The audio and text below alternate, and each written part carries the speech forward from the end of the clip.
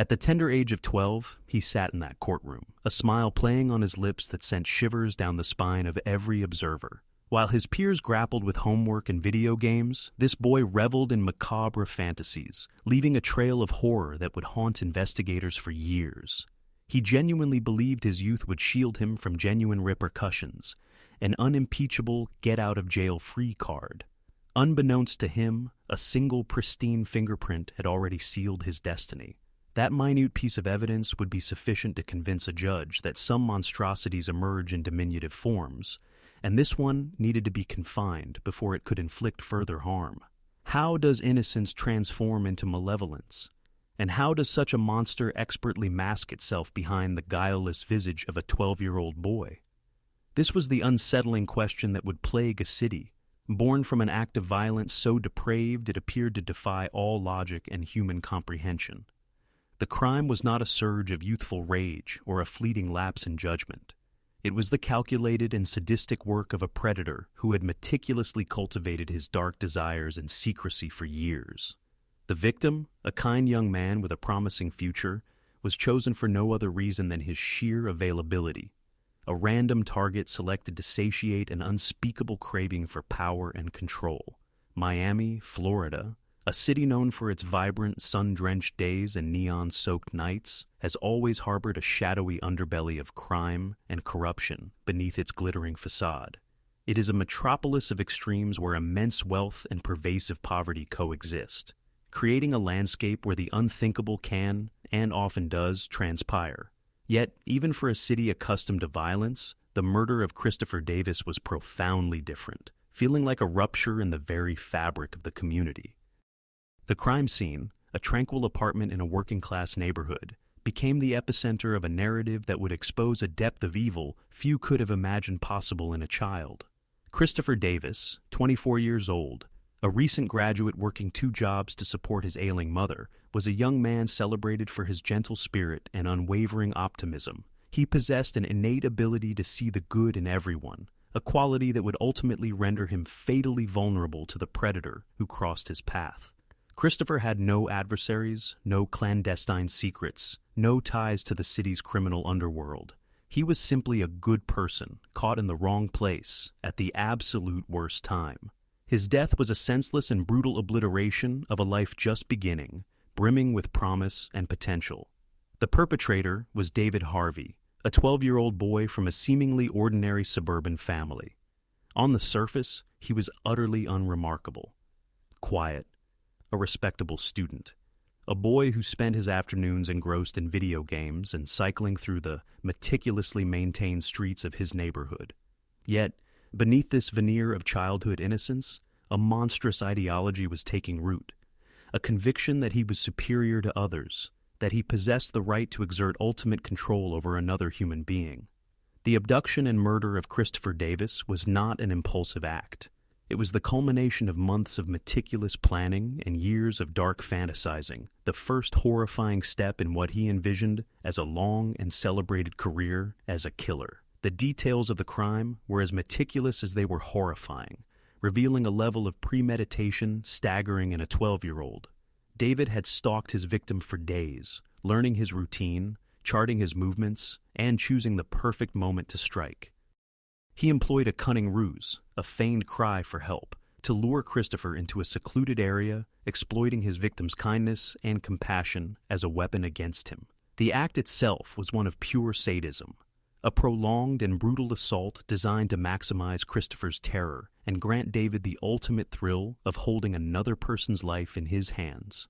Investigators arriving at the scene were confronted with a level of brutality that would forever mark their careers. The evidence spoke not of a struggle, but of systematic and controlled torture, the work of a killer who was not merely taking a life, but savoring the process. It was unequivocally clear that the motive was neither robbery nor revenge, but something far more sinister: the simple, unadulterated pleasure of inflicting pain and asserting absolute dominance. This was trophy killing in its purest form, an act committed solely for the perpetrator's own twisted gratification. The initial investigation was a bewildering and frustrating quest for a ghost, a killer with no discernible motive and no connection to the victim. Detectives from the Miami-Dade Police Department worked tirelessly, pursuing dead-end leads and interviewing friends and family who could offer no insight into why anyone would wish harm upon someone as universally beloved as Christopher. The city held its breath, gripped by the fear of a random, unseen killer who could strike anyone at any moment, a monster who had emerged from the city's murky underbelly to commit an act of incomprehensible evil. The community's response was one of profound shock and grief. A city united in its sorrow for a young man who embodied the very best of Miami. Vigils were held, and memorials blossomed on the street where Christopher was last seen, a testament to the deep and personal impact of his death. In a city often fragmented by culture and class, the murder of Christopher Davis became a unifying tragedy, a stark reminder of life's fragility and the ever-present potential for darkness to encroach upon the sun-drenched streets of paradise.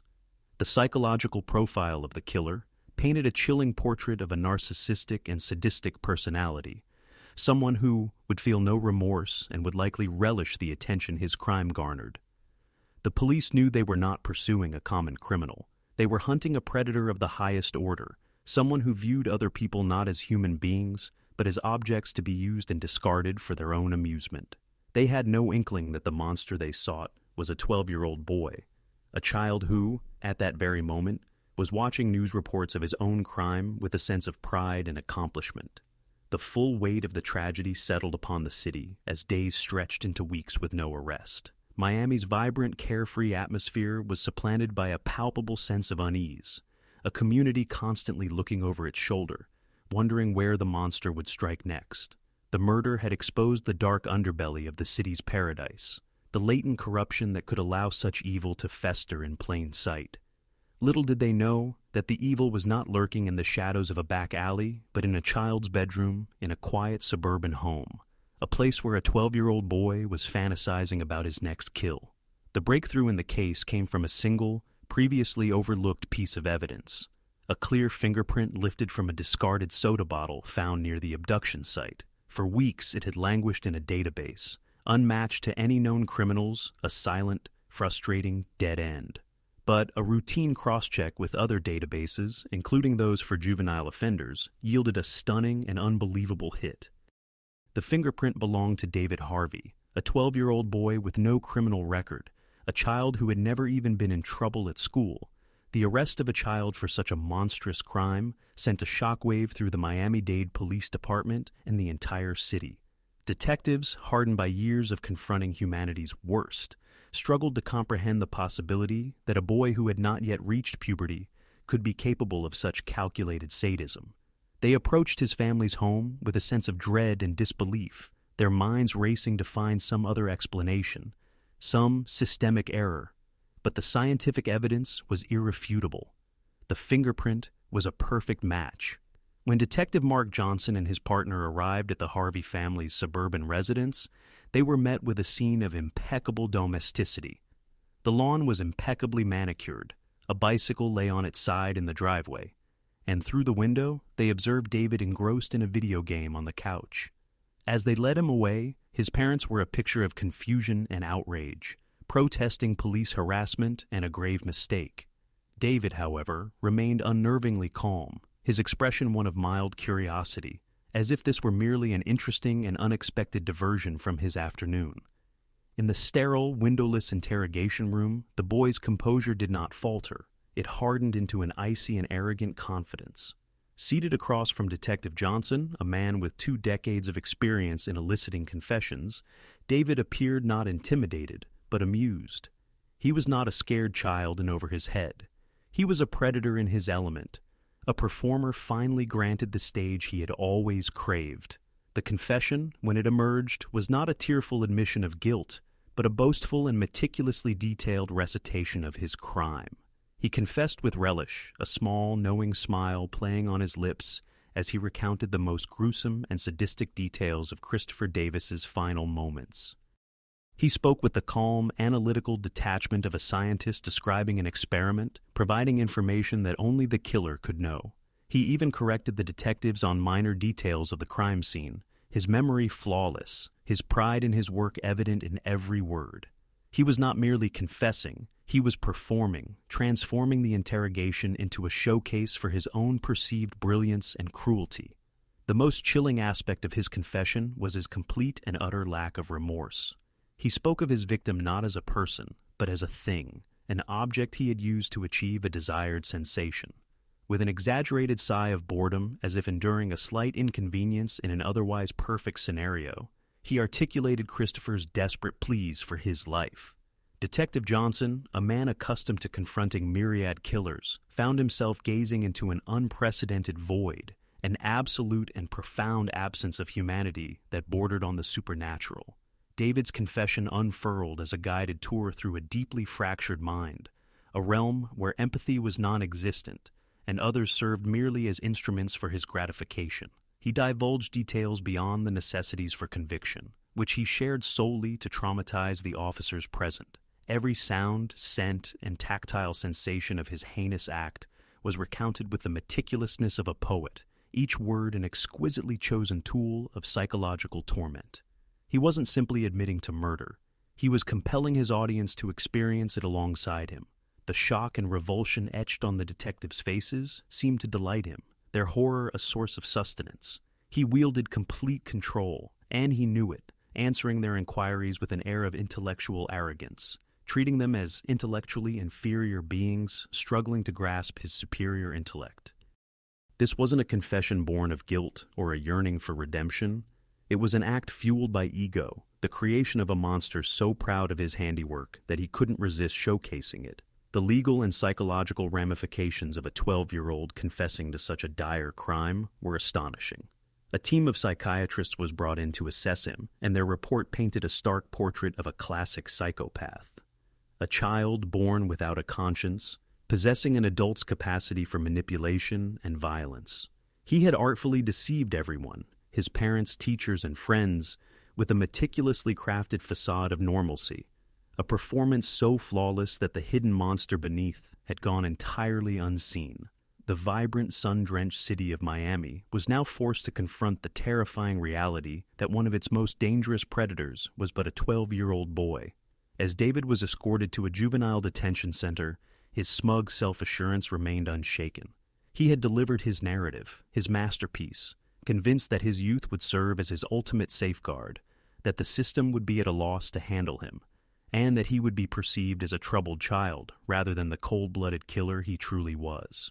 He was a detail-oriented sadist who had meticulously orchestrated every facet of his crime. Yet, he made one critical miscalculation.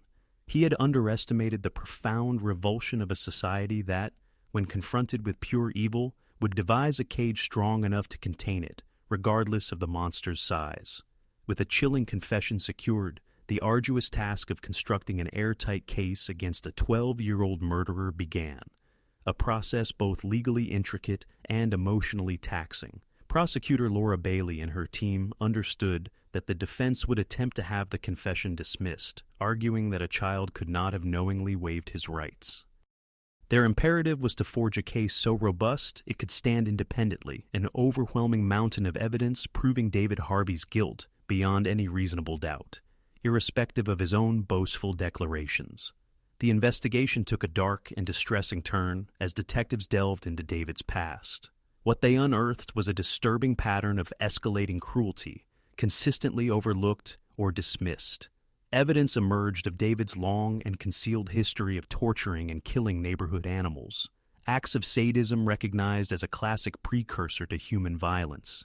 Neighbors recalled tales of vanished pets, of mutilated small animals discovered in the woods behind their homes, incidents they had attributed to wild predators, never imagining the predator was the quiet boy living down the street. The most damning revelation, however, was a series of ignored pleas from David's own younger sister. She had repeatedly confided in her parents and a school counselor that her brother terrified her, that he possessed a terrifying glint in his eyes, and that he had threatened her with violence if she ever spoke of his cruelty to animals. Her desperate cries for help were dismissed as mere childish sibling rivalry, her fears attributed to an overactive imagination. The system, both familial and educational, had failed her, just as it had failed to recognize the monster it was unwittingly helping to cultivate. This history of disregarded warnings became a central pillar of the prosecution's argument. Laura Bailey contended that this was not a sudden, inexplicable act of violence, but the foreseeable outcome of a series of systemic failures. The parents, blinded by denial, had refused to acknowledge the darkness burgeoning within their own son. The school, overstretched and underfunded, had failed to identify the textbook warning signs of an emerging psychopath. The entire community, in its desire to uphold the illusion of suburban tranquility, had chosen to avert its gaze. The case starkly illuminated a devastating pattern of systemic failures, where the adults entrusted with protecting children had instead inadvertently enabled a predator.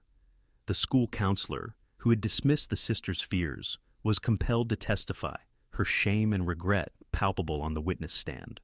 She confessed that she had not taken the claims seriously, having perceived David as a quiet, albeit somewhat withdrawn child, not a potential killer. Her testimony served as a heartbreaking indictment of a system ill-equipped to identify or address a child who was genuinely malicious.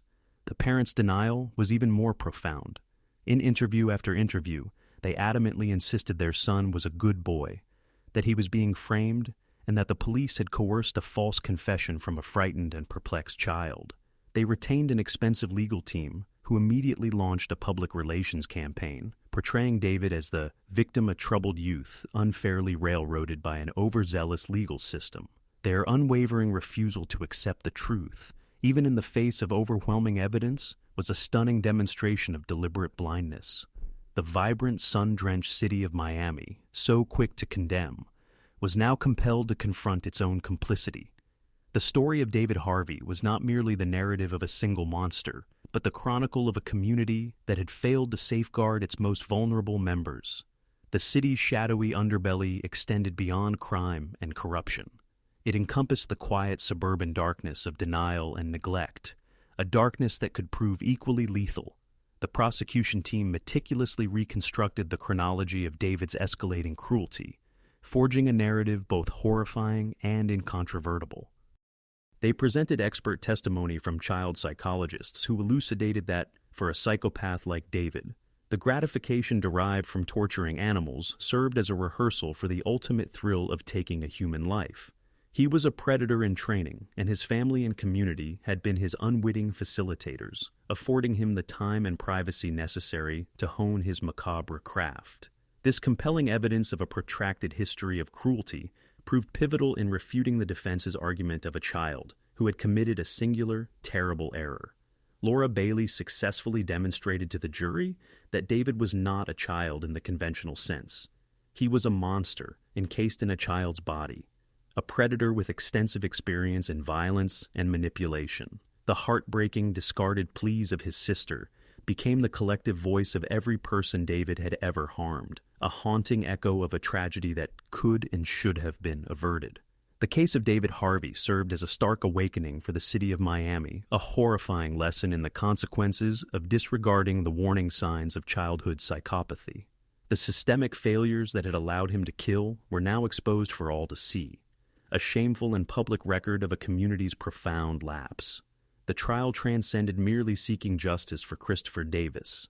It became about holding a mirror to a society that had permitted one of its own children to metamorphose into a monster who had been lurking in plain sight all along. In the months preceding his trial, David Harvey's conduct in juvenile detention only reinforced the prosecution's depiction of a remorseless and narcissistic predator. He exhibited no signs of remorse or sorrow, no indication of comprehending the gravity of his actions. Instead, he regarded his incarceration as a minor inconvenience, an irritating disruption to his life. His principal concern, not his crime, but the perceived injustices of his confinement. The most astonishing and infuriating manifestation of his narcissistic priorities arose when he submitted a formal motion to the court. A handwritten complaint, as audacious as it was insulting to his victim's memory. He wasn't protesting his lack of freedom or the prospect of a lifetime behind bars. He was complaining about the quality of the food. In a meticulously phrased, almost legalistic document, he detailed his grievances concerning the detention center's menu, arguing that the bland and unappetizing meals constituted a violation of his fundamental human rights. This grievance about jail food quickly became emblematic of his profound detachment from reality. While Christopher Davis's family was planning a funeral, David Harvey was drafting a legal argument about the sogginess of his tater tots. It offered a chilling glimpse into the mind of a psychopath, revealing a complete inability to grasp the suffering of others, a world where his own minor discomforts eclipsed the life he had so brutally extinguished. The motion was, predictably, promptly dismissed by a disgusted judge, but the damage was already done.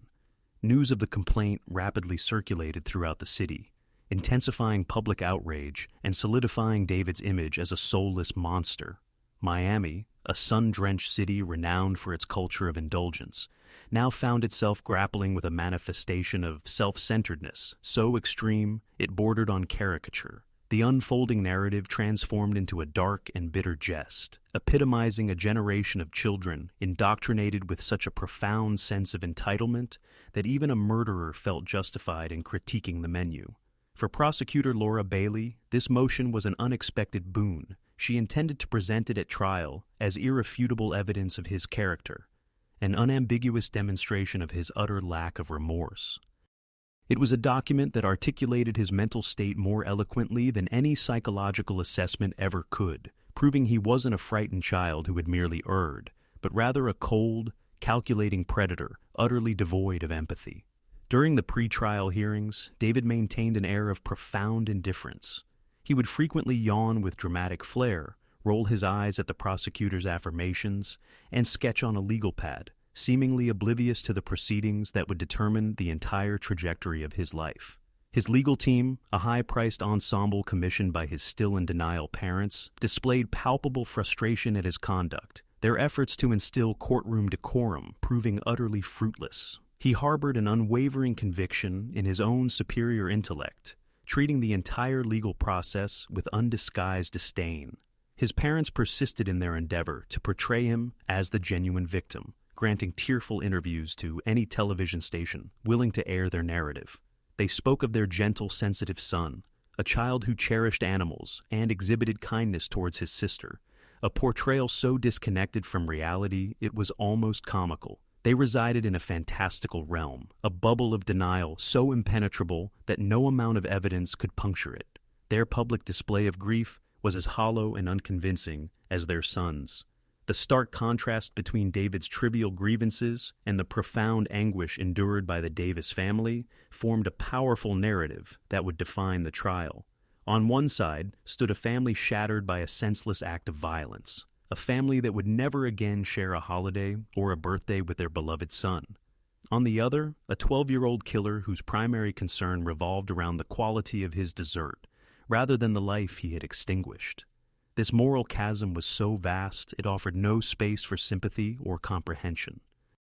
The complaint regarding the food transcended mere arrogance. It was a form of psychological warfare.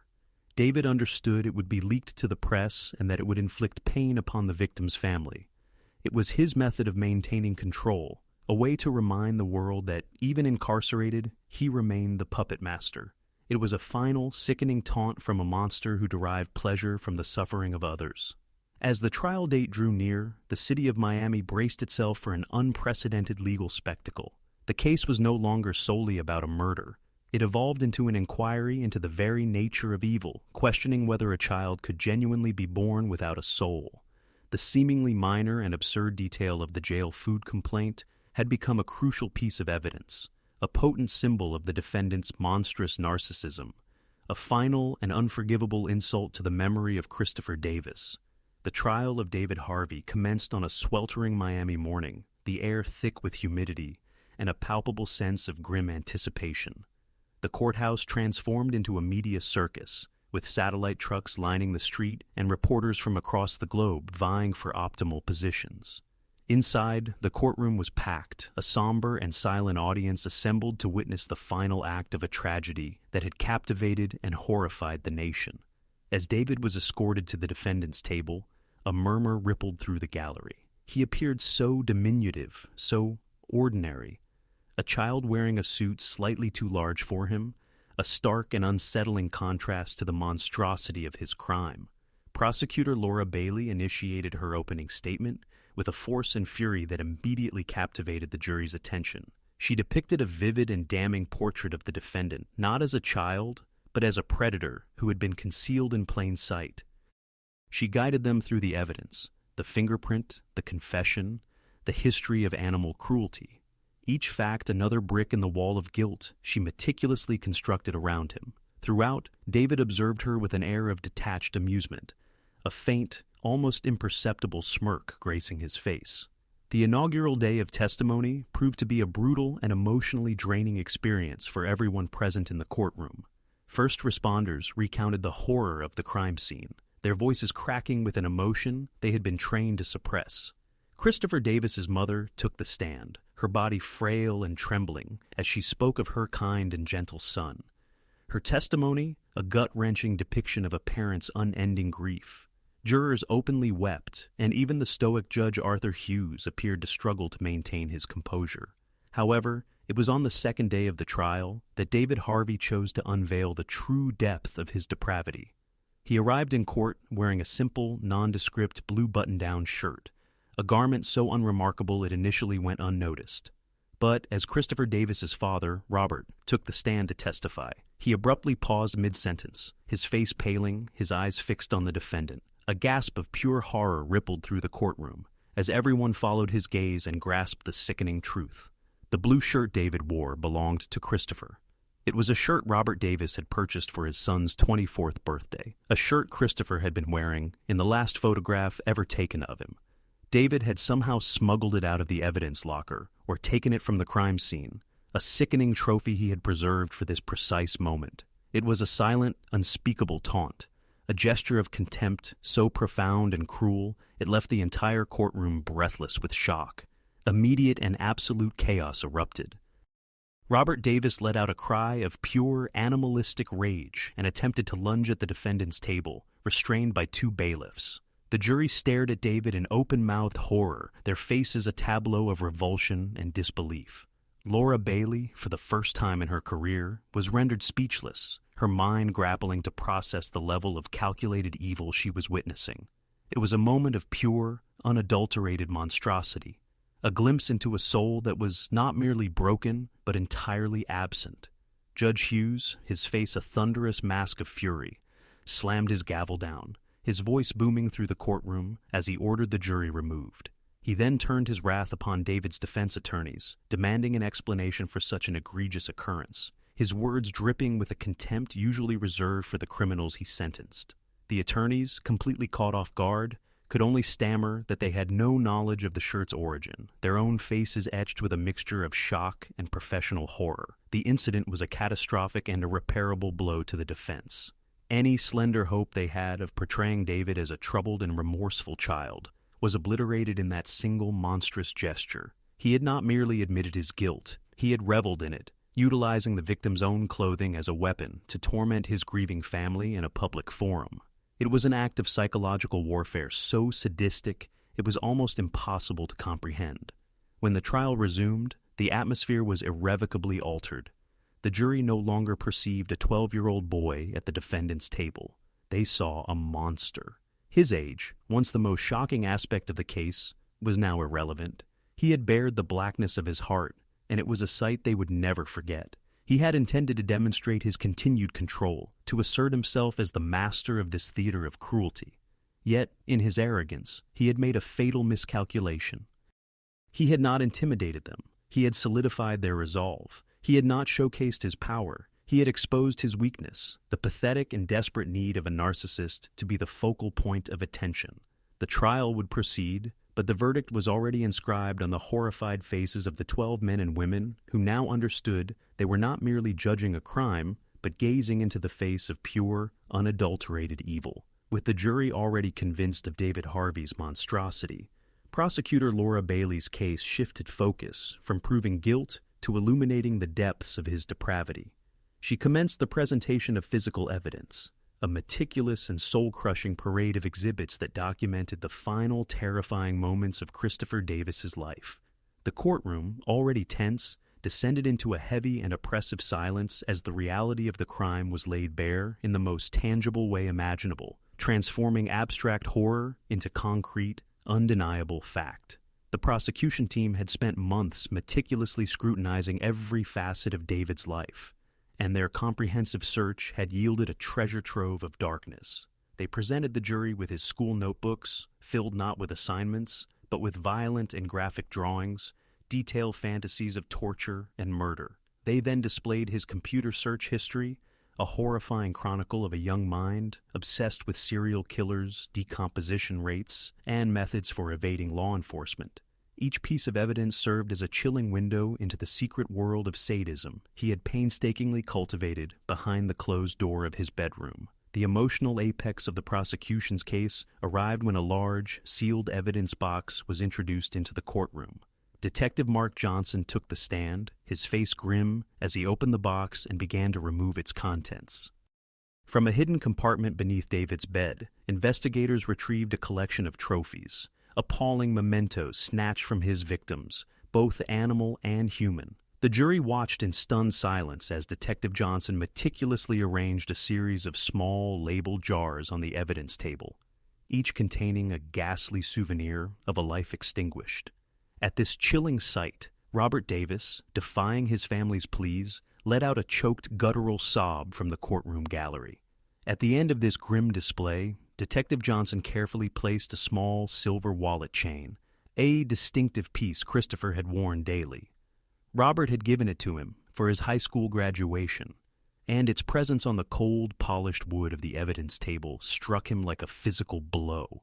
The gasp that escaped his lips was a sound of pure, unadulterated agony, an audible manifestation of a father's shattered heart. This wallet chain was the ultimate trophy, irrefutable proof of David's predatory nature.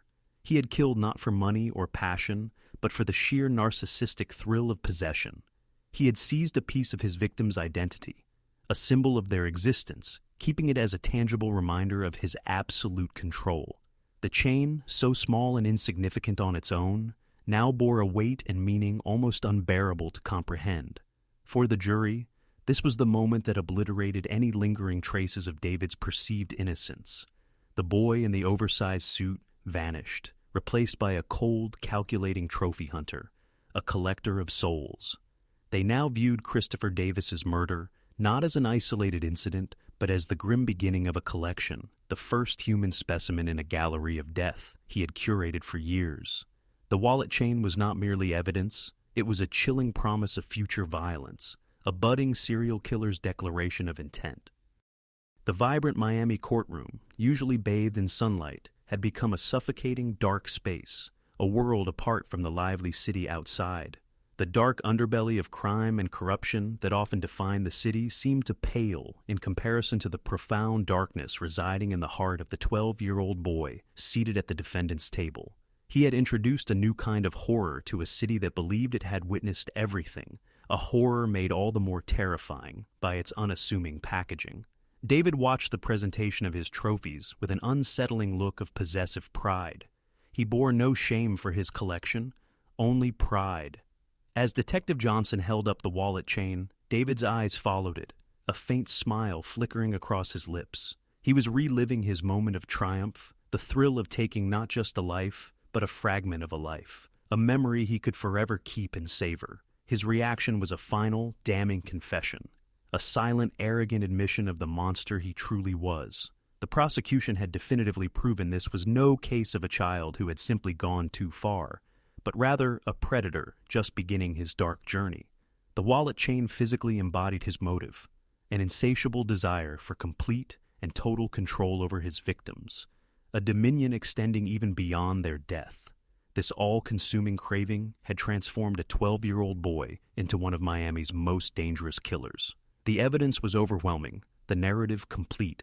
The jury now possessed a full and horrifying picture of the defendant, from his earliest acts of cruelty to his ultimate act of murder. The wallet chain, gleaming under the harsh courtroom lights, served as the final punctuation mark on a story of unimaginable evil, a story that would conclude with the jury ensuring David Harvey would never add another trophy to his collection. The defense's case was a desperate, doomed attempt to humanize a monster, to convince a horrified jury that the boy who hoarded victims' trophies was somehow a victim himself. Their strategy was a perilous high-wire act of psychological misdirection, a narrative built on junk science and a complete denial of reality. They argued that David Harvey was not evil, but sick, a child suffering from a rare, undiagnosed mental disorder that led him to snap in an uncontrollable rage. Their star witness was a controversial psychiatrist, notorious for providing convenient diagnoses for wealthy defendants, a hired gun adept at crafting compelling narratives of diminished responsibility. He testified that David was not a psychopath, but a victim of intermittent explosive disorder, a condition he claimed could cause a seemingly normal child to commit extreme violence with no memory of the event. It was a cynical, desperate bid to replace the horrifying truth with a more palatable fiction.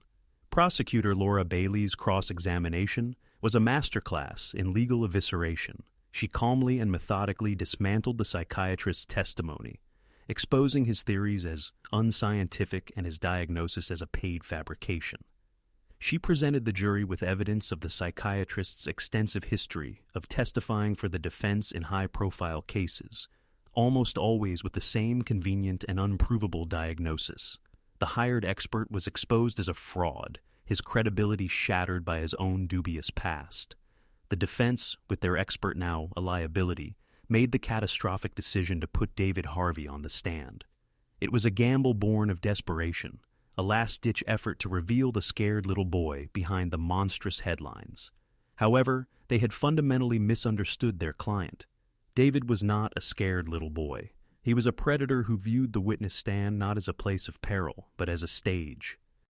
Initially, he played his part perfectly, his voice soft and trembling, his eyes downcast, the picture of youthful remorse. He spoke of his confusion, his fragmented memories of that day, a dark feeling that had overwhelmed him beyond his control. He meticulously followed the script his lawyers had crafted, and for a moment, it seemed to be working. A flicker of sympathy appeared in the eyes of a few jurors, their minds struggling to reconcile the small boy before them with the horrifying evidence they had seen. But the facade began to crumble under Laura Bailey's relentless cross-examination.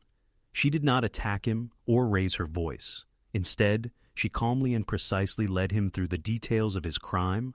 Her questions were surgical, probing about the wallet chain, the notebooks filled with violent drawings, the lies he had told the police. With each question, David's mask of remorse slipped further, revealing the cold, arrogant predator beneath. The breaking point arrived when Bailey confronted him with his own boastful confession, playing the audio recording for the jury. The calm, cruel sound of his own voice describing the murder filled the courtroom. David's face, which had been a mask of sorrow, contorted with a flash of pure narcissistic rage. He had been outplayed, his performance upstaged by his own words, and he could not tolerate it. Backed into a corner by the prosecutor, his lies exposed and his performance shattered, David Harvey suddenly snapped. He rose from the witness box, his small frame trembling with a terrifying fury, and shrieked at Laura Bailey. "You want to know what happened?" he screamed, his voice no longer the soft whisper of a child, but the venomous snarl of a cornered animal. I killed him, and I loved it, and I'd do it again right now." The courtroom erupted. The jury stared in stunned, horrified silence. David's own parents sobbed, their denial brutally shattered. His lawyers buried their faces in their hands, their entire case immolated in a single fiery outburst of pure, unadulterated evil. It was a confession, not of guilt, but of pride, a boast from a monster finally free to reveal his true face to the world. This courtroom confession definitively ended any debate about David Harvey's nature. He was not sick, he was evil. He was not remorseful, he was proud. He was not a child who had made a mistake. He was a predator who had been caught.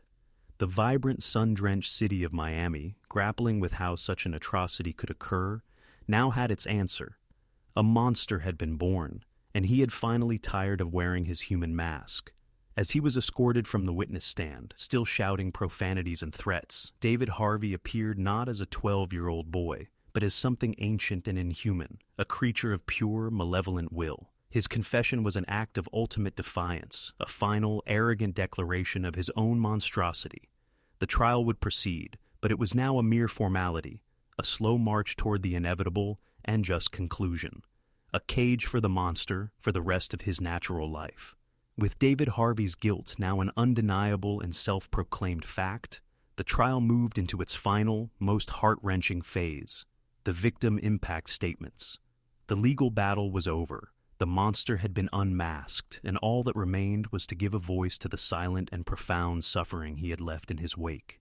The courtroom, once a theater of legal strategy and psychological warfare, transformed into a place of raw, unfiltered grief, a somber space where the true human cost of David's sadism was laid bare for all to see.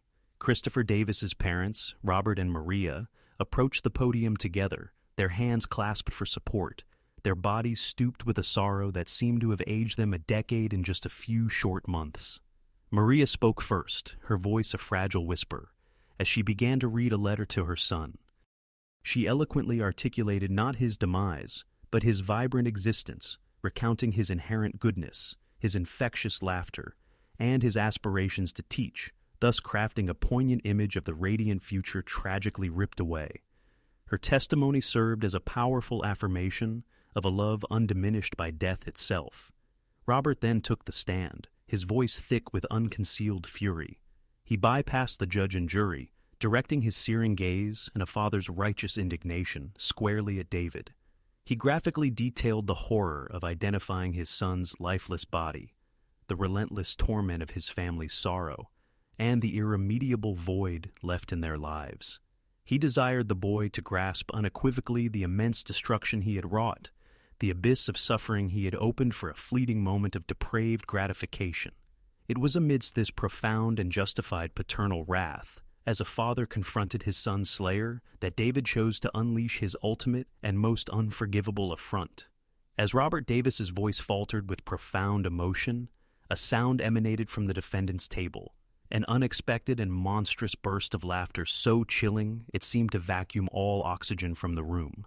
It was a brief, sharp guffaw, a bark of amusement from a youth who inexplicably found a father's grief entertaining. A stunned and horrified silence descended upon the courtroom. Every gaze shifted to David, who sat with a small, self-satisfied smirk, clearly reveling in the impact he had orchestrated. He had transformed an instant of unbearable human agony into a cruel punchline, a final, sadistic jest at the expense of his victim's grieving family. This act was pure, unadulterated malice, undeniable proof that the boy was not merely a killer, but a being utterly devoid of a soul. The breaking point had been reached. A female juror, who had remained impassive throughout the most gruesome testimony, suddenly emitted a strangled sob, burying her face in her hands. Other jurors began to weep, their expressions a mixture of profound pity for the Davis family and an icy, hardened fury for the tormentor. This laughter was more damning than any physical evidence, a sound that would reverberate in their minds long after the trial had concluded. Judge Hughes, his countenance a mask of frigid rage, appeared poised to physically intervene. His knuckles blanched as he clutched his gavel, his eyes fixed on David with unmitigated contempt. He declared a recess, his voice a low, dangerous growl, but the damage was irreversible. David's laughter had served as a confession of his true nature, an unambiguous declaration of the monster he was and always would be. Miami, a vibrant, sun-drenched city renowned for its boisterous and chaotic celebration of life, was now forced to confront a silence more profound than any sound. It was the silence of a life extinguished, the silence of a family's shattered heart, the silence of a courtroom that had just witnessed an act of unmitigated evil. David's laughter was an assault on decency, on empathy, on the very essence of human identity. As he was escorted from the courtroom for the recess, David's smirk remained firmly in place. He believed he had triumphed, convinced he had swayed the room's emotional climate, compelled everyone to react to him, and once again positioned himself at the universe's epicenter. Yet, he failed to comprehend that his laughter signified not his power, but the clang of a cage door slamming shut, the final gleeful cry of a monster about to be confined, forever separated from the world he so unequivocally despised. The verdict was a mere formality. The courtroom confession and the horrifying laughter had sealed David Harvey's destiny long before the jury withdrew to deliberate. He was found guilty on all counts, his face maintaining its mask of bored indifference as the foreman read the decision. However, just when it seemed the case could hold no further shocks, prosecutor Laura Bailey revealed a final witness for the sentencing phase. A witness who would reframe the entire tragedy and expose David Harvey not as an isolated monster, but as a nascent serial killer. The witness was a former friend of David's, a 13-year-old boy who approached the stand with palpable terror. He had come forward to the police only after David's conviction, his conscience finally overpowering his fear. His testimony, delivered in a voice barely above a whisper, would provide the final, horrifying piece of the puzzle, a revelation ensuring David Harvey would never again see beyond prison walls. The boy, whose identity was protected by the court, testified that David had been his best friend, but their friendship had been twisted and abusive. David was a charismatic and manipulative leader, a cult-like figure who had drawn a small group of younger, impressionable boys into his orbit. He was their king, and they were his loyal subjects, willing to do anything to earn his favor and avoid his wrath. The ultimate revelation came when the boy described David's secret hobby, a game he had invented called the Collection. He informed the jury that David had a hidden box under his bed, filled with trophies from his kills. But the animal parts were only the beginning. The boy testified, his voice trembling with a mixture of guilt and fear, that David possessed another collection, a series of detailed journals filled with the names and routines of other potential human victims. The courtroom descended into stunned silence. David Harvey had not merely killed Christopher Davis, he had been hunting. Christopher was not his initial target, only his first successful one. The journals, recovered by police from David's room, were chilling evidence of his ambition. They contained maps, schedules, and meticulous plans for the abduction and murder of at least 5 other individuals in his community, including a classmate, a mailman, and a young mother living down the street. This was the final, unforgivable twist. Christopher Davis's murder was not an isolated incident. It was the genesis of a planned campaign of terror. David was a trophy hunter, a meticulous and patient predator, intending to fill his secret box with mementos from a long and bloody career. He saw himself as a collector, and human beings were his chosen specimens. The vibrant, sun-drenched city of Miami had been his hunting ground, and its unsuspecting citizens his prey. The boy on the stand then delivered the most damning testimony of all. He recounted David bragging about the murder, detailing it graphically, and even showing him the wallet chain as proof of his conquest. David had even invited the boy to be his partner in his next kill, an offer that had instilled in him a terrifying silence. He was not just a witness, he was a potential accomplice, a child groomed and corrupted by a monster. For the jury and the judge, this was the ultimate horrifying confirmation of David's nature. He was not merely a killer, he was a serial killer in the making, a predator whose reign of terror had been thwarted at its very beginning. The city of Miami, grappling to comprehend how a child could commit such a crime, now understood that David's age was his most terrifying attribute. He was a monster, with a lifetime of killing ahead of him, and he had been caught just in time. As the boy exited the stand, his testimony lingered in the air like a poisonous fog. The case was no longer solely about justice for one victim. It was about the lives of all the future victims who had been spared. David's reaction to his friend's betrayal was not one of rage or surprise, but of quiet contempt. He regarded the boy with a cold, dead-eyed stare, the look of a king betrayed by a disloyal subject, a look that promised a future of retribution that would, thankfully, never materialize. David Harvey's sentencing was a somber and historic day for Miami, the culmination of a case that had forever altered the community's perception of evil. The courtroom was at capacity, the city holding its breath as it awaited the final judgment on a 12-year-old monster. David, clad in a juvenile detention jumpsuit, sat at the defendant's table, his small frame a jarring contrast to the enormity of his crimes, his face a mask of the same arrogant indifference he had displayed throughout the trial. Before the sentence was delivered, David was offered the chance to make a final statement. He stood, and for a fleeting moment, a flicker of hope passed through his parents' eyes, a desperate wish that their son would finally exhibit a shred of remorse. But their hope was brutally extinguished. David neither apologized nor pleaded for mercy. Instead, he used his final words to taunt the family of the man he had murdered, one last time. "You want to know what he said at the end?"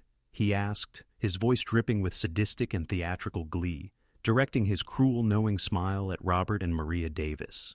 He then proceeded to describe Christopher's final, terrified pleas for his life. His words were a final, posthumous act of torture, a sickening performance for an audience of his own making. He was not merely a killer, he was a tormentor, a creature who derived ultimate pleasure from the pain of others.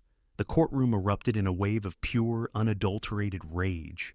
Robert Davis was once again restrained by bailiffs, his cries of anguish echoing through the chamber. The jury, who had been brought back for the sentencing, stared at David with a loathing so pure it was almost a physical force. It was in this moment that Judge Arthur Hughes, a man renowned for his stoicism and judicial restraint, finally abandoned all pretense of impartiality. He did not merely sentence David Harvey, he condemned him, speaking of the nature of evil and the darkness that can inhabit the human heart. He recounted to David that across his entire judicial career, he had never come across a spirit as utterly depraved and hollow as his. Consequently, he handed down the harshest sentence permitted by law for a minor: life imprisonment with the prospect of parole exclusively after 25 years, thereby ensuring David would not be eligible for release until reaching middle age. As the pronouncement was made, David's facade of arrogance finally and completely disintegrated, his features contorted, his assured smirk replaced by an expression of profound, childlike astonishment. He had been so firmly convinced that his youth would spare him, so positive he would go free, that the stark reality of a life confined to prison was a shock he simply couldn't process. He began to weep, not with tears of regret, but with the pitiful, blubbering cries of a pampered child whose cherished toy had been snatched away. His parents collapsed into a mutual embrace, their long-held denial ultimately and irrevocably shattered by the sound of their son's future being extinguished. The city of Miami, once so bitterly divided by the trial, found unity in its collective sigh of relief. Justice, it appeared, had been done. The beast had been caged. Yet, even in his downfall, David managed one final act of rebellion. As he was escorted from the courtroom, his face streaked with tears of self-pity, he glanced toward the jury. For a fleeting instant, his eyes cleared, his sobbing ceased, and he smiled. It was the identical, unnerving, self-satisfied grin he had worn throughout the proceedings. A definitive, unspoken vow that even behind bars, a monster remains a monster.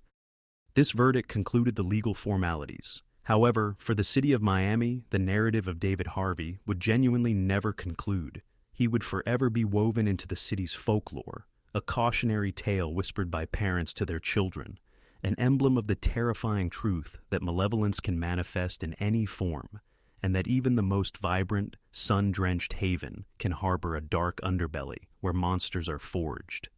The ultimate cruel declaration, and the even more chilling smile, were his farewell offerings, an indelible mark on the city's spirit, a reminder that some shadows can never truly be erased.